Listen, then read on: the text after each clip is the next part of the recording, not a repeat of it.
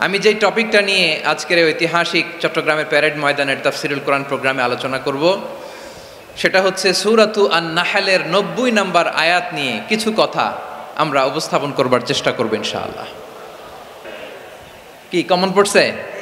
ইন্নাল্লাহা ইয়া'মুরু বিল আদলি ওয়াল ইহসান ওয়া ইতা'i যিল কুরবা ওয়া ইয়ানহা আনিল ফাহশাই ওয়াল মুনকারি ওয়াল বাগি ইয়া'iদুকুম লাআল্লাকুম তাযাক্কারুন। মুখস্থ আছে না সবার?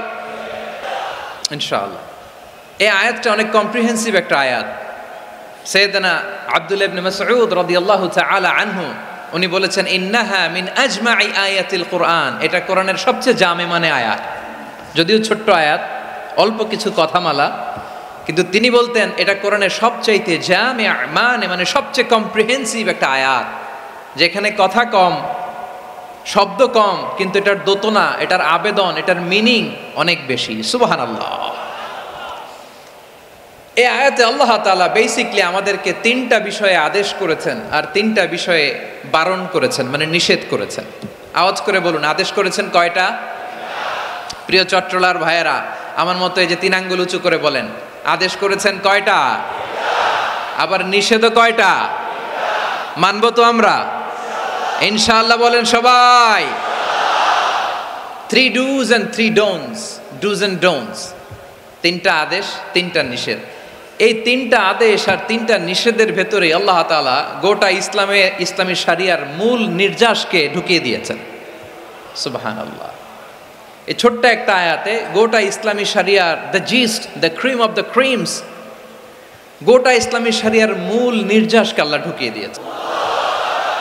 আল্লাহ তাআলা ইরশাদ করছেন, ইন্নাল্লাহা ইয়া'মুরু বিল আদলি ওয়াল ইহসান, নিশ্চয় আল্লাহ তাআলা তোমাদেরকে ন্যায় বিচারের আদেশ দেন, সদাচরণের আদেশ দেন, নিকটাত্মীয়দেরকে দানের আদেশ দেন। আদেশ কয়টা?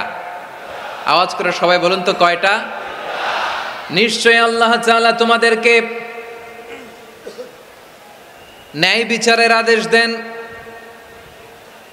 সদাচরণের আদেশ দেন, তিনি তোমাদের নিকটাত্মীয়দেরকে দানের আদেশ দেন, আর তিনি তোমাদেরকে অশ্লীলতা থেকে নিষেধ করেন, মন্দ কাজ থেকে নিষেধ করেন, অবাধ্যতা সীমা লঙ্ঘন থেকে নিষেধ করেন।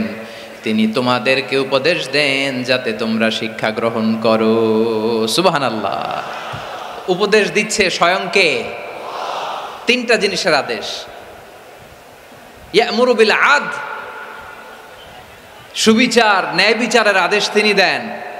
ইহসানের আদেশ দেন, যাতে আমরা ইহসান করি, একে অপরের প্রতি সুবিচার করি, মহানুভবতা দেখাই, অনুগ্রহ দেখাই, আর নিকট আত্মীয়দেরকে যেন আমরা দান করি। এই 3টা আদেশ তিনি দিয়েছেন।